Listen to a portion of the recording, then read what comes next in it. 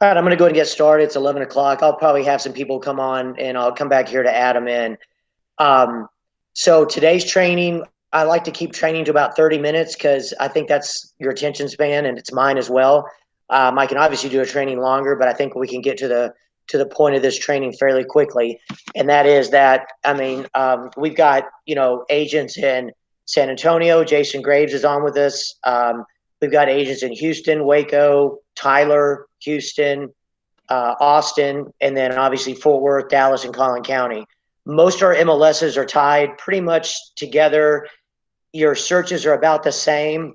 So what I'm going to be doing is using Netris today, and basically, um, I'm just going to assume that somebody called in. I'm driving down the road, and they say, "Hey, my name is Joe Blow, and I'm looking to find somebody to help me find a lease." The first thing you want to do is just have establish rapport with them. Hey, absolutely, Joe. Do you live in the area? Yeah, we have a house that we live in right now, but we're thinking about selling it. Well, when they say that, that needs to be a red flag to find out if they have a realtor. So if they said that, you would say, "Oh, is your home currently on the market?" "Oh no, we were just we wanted to just find a realtor to help us, lease. We might use a different agent to sell." That's when you have to have a little bit of a conversation with them and say, "Well, it's going to be best in your view, it's going to be best to save you the most money to have the same agent help you on the sale and the lease. Because in our company, you should be able to give them a price reduction on the commission on the sale because you're going to be getting something back on the lease because you only pay $50 for leases. And of course, we only pay $225 for sales." So anytime you're talking to anybody, you want to find out if they ever use the term like "I've already seen a house" or "I have a house to sell." You need to make sure that they're not working with another realtor. And so once that's determined and you know they aren't working with a realtor, then you absolutely need to verify they have a cell phone, that this is it they're talking to you on, that they text, um, confirm their email, and then get their search criteria. So, "Oh, okay, what price ranges you want to look?" "Oh, 0 to 3,000, something with 4 bedrooms plus, master down, no pool, and in Frisco, McKinney, Allen, Plano." Okay, so you basically want to, get that criteria search down, and um, and then you want to set an appointment. Say, "Well, I'm going to send you a list of properties. When would you like to look at them?" "Oh, I like to look this weekend." "Or Saturday or Sunday?" Sunday works. What time?" 11. Boom, I'll see you at 11 on Saturday. I'm booking it now. What I'm going to do is go into the MLS, Joe. I'm going to pull up all the properties available for lease. I'm going to send them to you. Once I send them to you, I'm going to text you to make sure you got them. And then I'm locked and loaded. All you got to do is favorite the homes. I'll get an automatic text message, and then we'll set appointments, and I'll see you Saturday at 11. So the first thing you're going to do is when you get off the phone, what I always recommend is that what I just talked to Adrian about is to have an electronic business card. Okay, that's done through Haystack. You can actually scan your business card through Haystack. You can sync it to all your contacts in your phone. You'll see that I have a business card there. You'll see a lot of people do. It's an easy way to send your business card to a client, and when they open it, it's going to link to your social media. It's going to have how to text you, phone you, email you, find you on Facebook, Twitter, LinkedIn, Instagram, and YouTube. So I always send that as a protocol to everybody when I get off the phone with them. The next thing I'm going to do is I'm going to go into MLS. Now, everything that I'm going to do here on the laptop, and obviously this is recorded, so I'm going to post it shortly after training's over. Everything I do on my laptop, I have on my phone, and I have it as a website, not as a app or as an app. So the first thing we're going to do is we're going to go into MLS. Everybody's MLS is going to be this website except for Jason. He's in San Antonio. His will be a little different, but you'll go to matrix.netris.net. The thing that's the same will be that he'll have a login, just like you guys will. You'll have your own password. And when agents join our company, what I always say is that I want you to give me your login so I can clean up your MLS. And what I mean by that is when you click into MLS, it's going to be this screen. All of our screens should basically, for the most part, be the same. And that is that on the left, it's got all my current recent portal visitors. So that tells you what time they looked at a new property that was emailed to them. This is how to find a property specifically. And then this is for anybody that wants to do an open house that's an office listing. Now, an example of doing an open house, just to digress a little from the tenant training, Jason, he's in San Antonio. He's my little brother. Let's say he's pulling into his neighborhood and he sees a listing with another broker. He can text them and say, hey, I'm with a broker, not in your house, but I would like to do an open house if available this Saturday because I live across the street or I live in the neighborhood. He might have to do that about 10 times to get 3 people to say yes, but he can always have an open house that he can do. Right now, the weather is just incredible in Texas, so you should take advantage of it.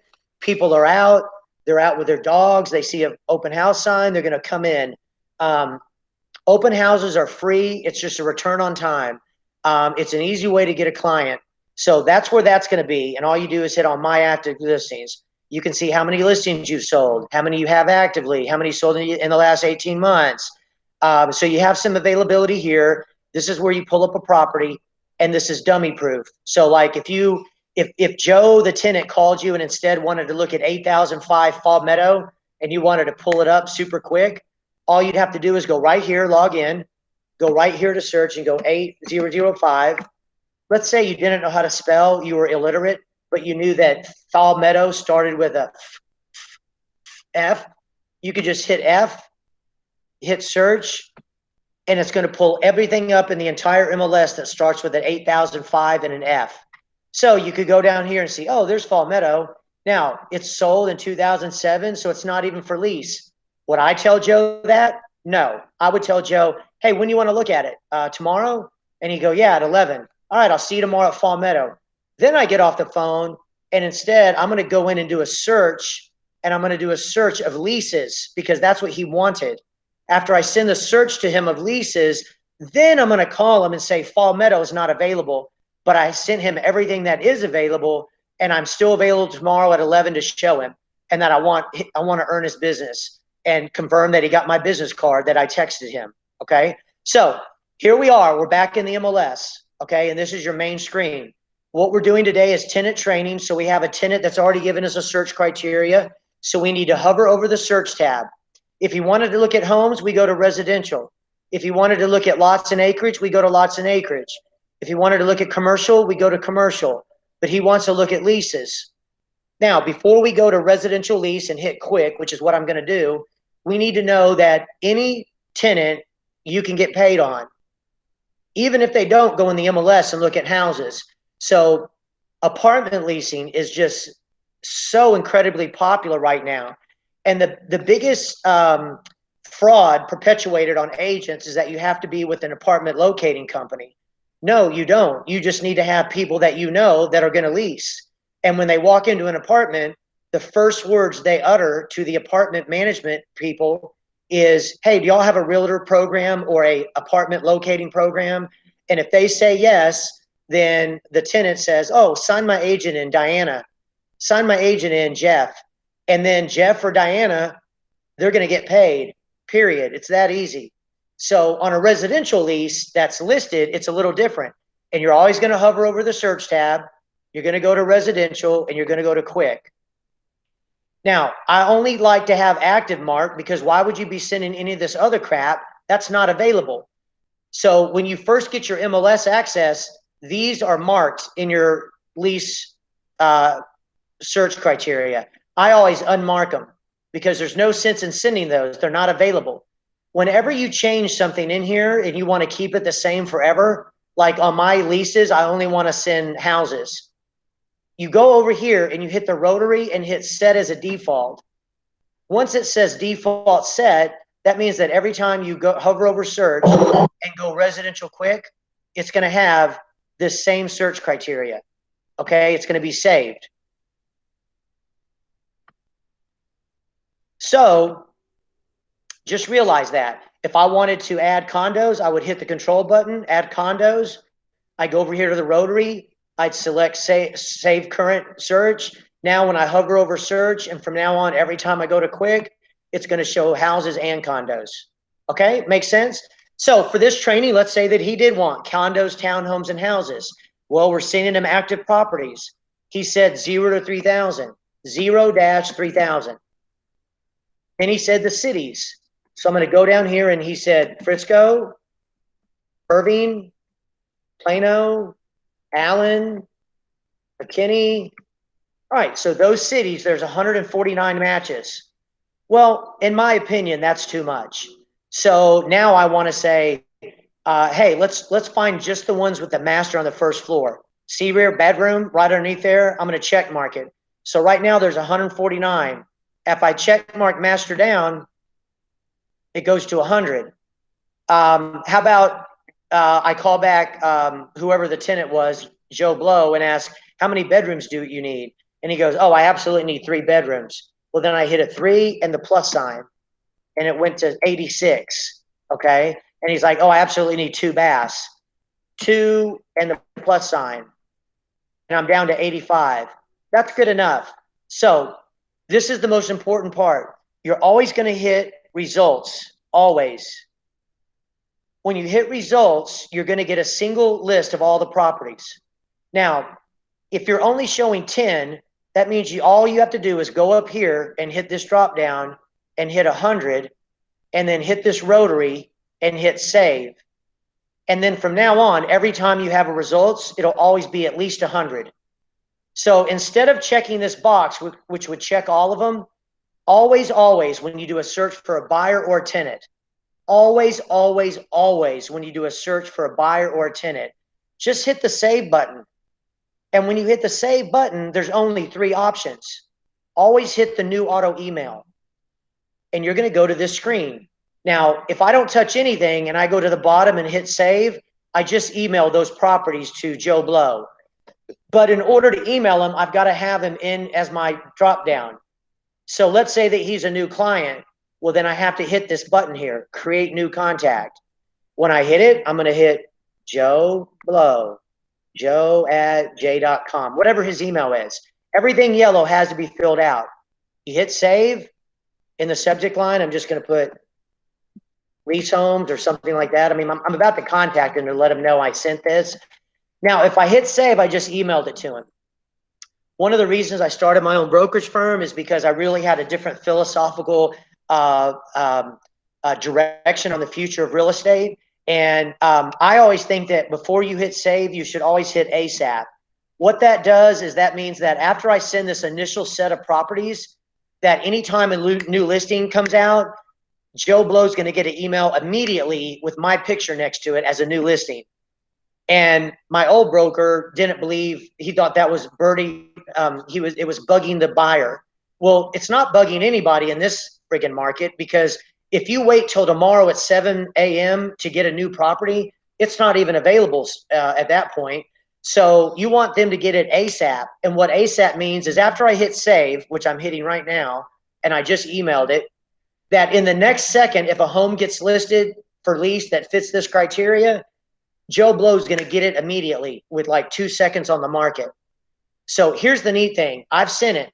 So now I'm going to text Joe, and I'm going to say, hey, Joe, it's Doug. I just want to let you know I did send you a list of all the active properties. That one at 8,005 is not available tomorrow. I have 11 o'clock set up. So let me know that, number 1, that you got it. And number 2, I'd be honored to be your realtor and represent you and be your advocate. And I have blocked off 11 a.m. tomorrow. So he texts back, I just got it.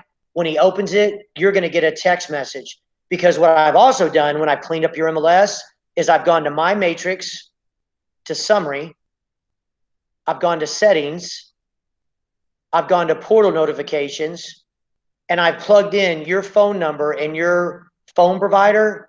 And like with me, I get a text message when a client saves a property. I could also get a text message when they visit a portal.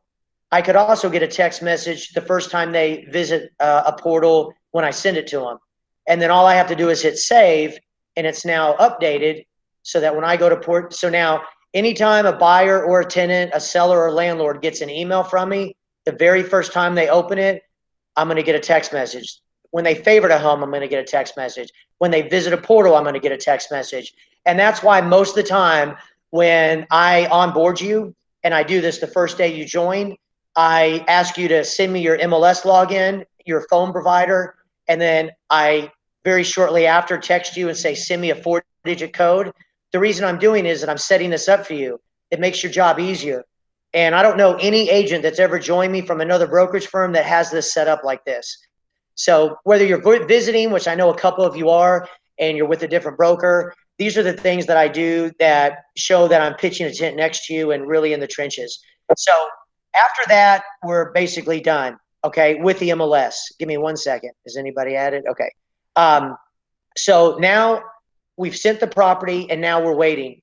The next thing I'm going to do is I'm going to wait for him to come back and say, hey, I like a certain property. Okay. So let's say that, and I'm just going to pick a property that he favorites. The neat thing about this is you can always train on this. I'm just going to pick a street that has fall on it in the entire MLS. And all I'm going to do is look for one for lease. Okay, well, let's look for another one because I can't find one active. And it's a neat thing is you can always mess around with this. Let's just pick a street, RAS. Okay, here we go. All right, look down here. So RAS, this street right here is for lease, and it's called Rashti. So let's say it said active, okay? Let's say he favorited it, all right? So then he would text me and say, hey, I'm interested in 3541 Rashti, all right? Well, if he texted me that, all I'd have to do is log into my MLS, which I have on my phone, type in 3561, go to tab and hit R. And it would pull up this property, okay? Let's just say it picks up 2561 Rogers. I click on the MLS number. The MLS number is always the active and the most information that you can possibly get. So as I scroll down, I need to go to the very bottom. Down here at the bottom, it's going to tell you how to make a showing, and that says call showing times, okay? Call showing time. Up here, it's going to show what you're getting paid. You're getting paid 25% of $1,300. So again, the point of this training today is to let you know that this amount you're getting paid for leases is just going down. It's not going up because basically a seller, a landlord knows their home's going to be leased because there's no inventory. So what I was trying to explain about today's training is there's a buyer rep for a reason. And that buyer rep is an agreement for the buyer to pay you if the seller doesn't pay you what you're worth. I template all of our buyer rep agreements that we get paid 50%. So one of the other options that you can do is when you show somebody a property like this, you tell your tenant, hey, here's the deal. The seller, landlord, is only paying me 25% of $1,300. There's nothing that stops you from going back to the tenant and saying, hey, the seller's paying me 25% of $1,300. I need at least 10% of that amount from you, which would be $130. They'd make it out to DHS Realty. It would come to me, and I would add that, whatever the buyer pays you, I would add it to what you're getting, and you'd only have the $50 taken out of the total. You wouldn't get $50 taken out of both because that's all we charge for leases. But you might have to start going back at the tenant to get a little bit of what you're not getting paid by the landlord. And again, you don't have to go at the tenant for the whole 25%.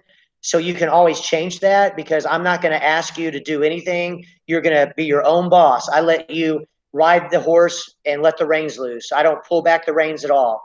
But know that that's one avenue where you can actually get paid what you're worth. Because I had 3 agents last week show me that right here it said $1. Well, that's ridiculous. There's no sense if you have a good relationship with the tenant and you prove to them that you're a good advocate that you should have to pawn that off on the listing agent. So you say, hey, Mr. Tenant or Miss Tenant, my normal fee is 50%, but I'll only charge you, 10% or 25%. And here's the deal. I'm a compassionate person. I know some of you know me really well. If you call me up and you go, hey, Doug, I only got $130. I'm not going to take $50 for that. I'll probably waive it to zero, but it's going to be on a case-by-case basis. I'm going to see if you're current on your PayPal recurring, and I'll probably waive it to zero. I'm just, that's the way I'm wired, and I want to keep you guys forever. So I'm gonna be your advocate. I'm gonna be your advocate so you can advocate for your tenant. And the only way you can advocate for your tenant is if you're going to get paid, because nobody wants to work for free. So if it says $1 there, ask the tenant, hey, you know what? This house was released for $1,300. How about $130, 10%, and I'll go ahead and work you. And then you call me and go, hey, the tenants agreed to pay me $130. How do we go about it? I'll explain to you how to do it. They'll make a check for $130 to DHS Realty. I'll just turn around and cut you a check for $130, but that way I'll be able to 1099 you. Okay, so hopefully everybody understands that.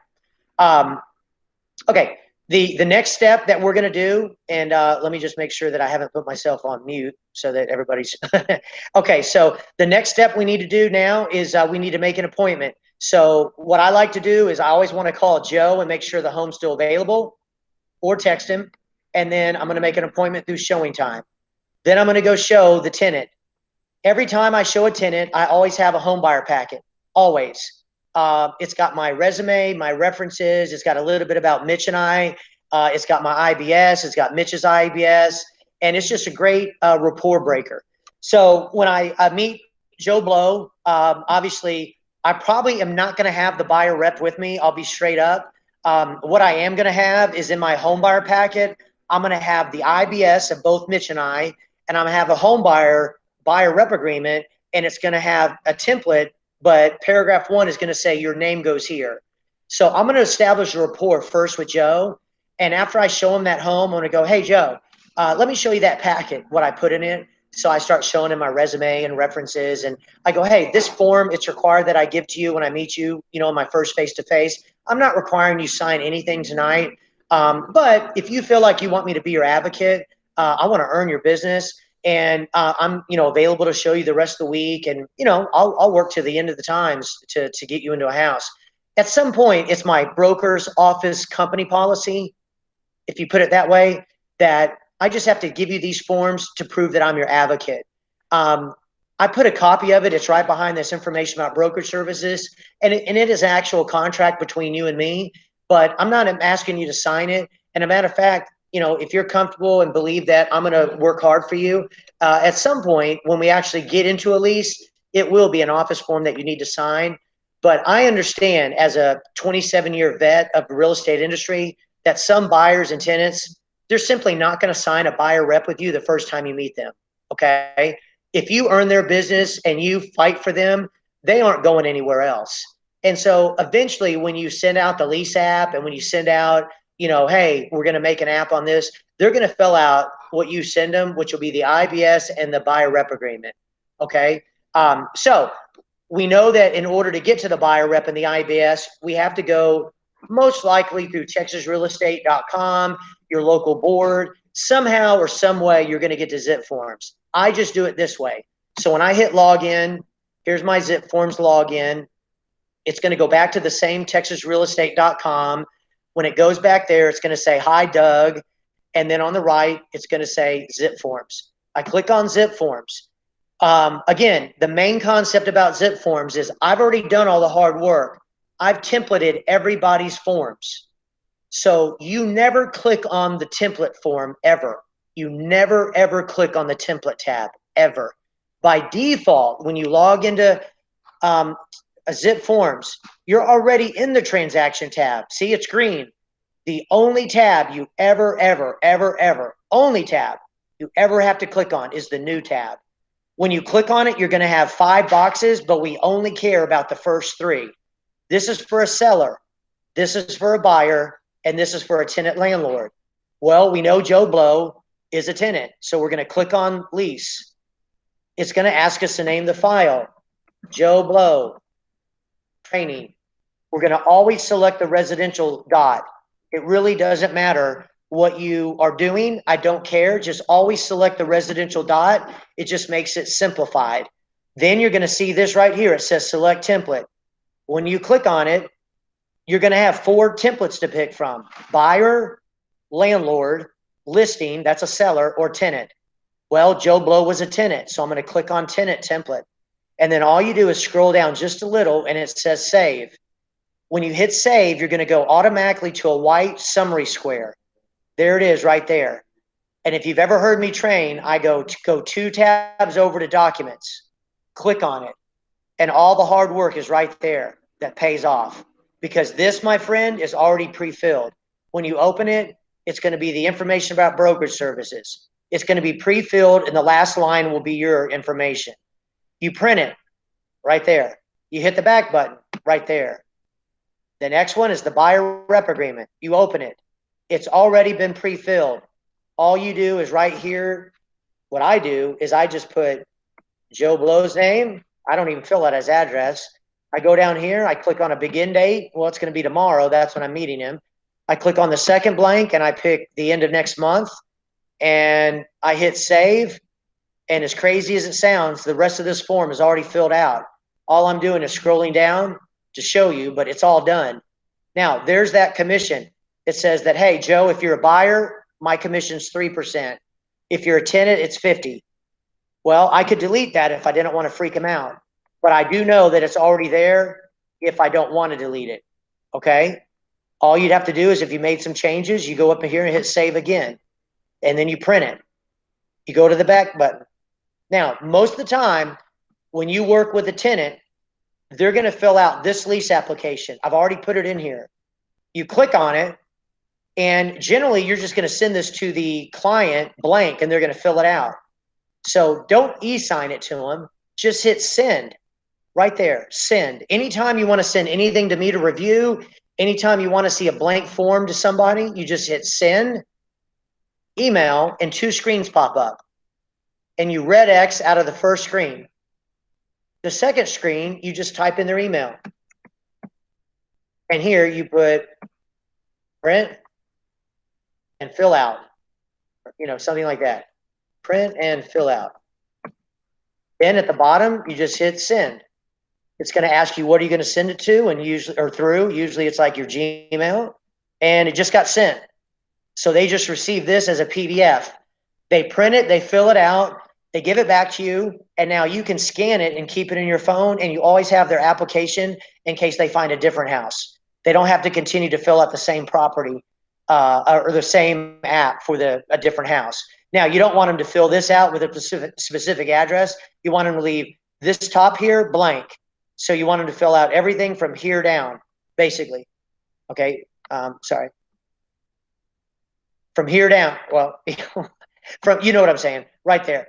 Okay, from property condition to the last page, you want them to fill it out. You want them to scan it back to you, and then this you can always fill out on your own. Okay, this very top section. That way they don't have to refill an application every time. All right, real quick in the next 5 minutes, because training will be over.